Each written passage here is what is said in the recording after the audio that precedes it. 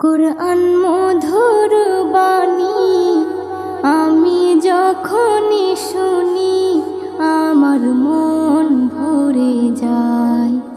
কুরআন মধুর বাণী আমি যখনই শুনি আমার মন ভরে যায়।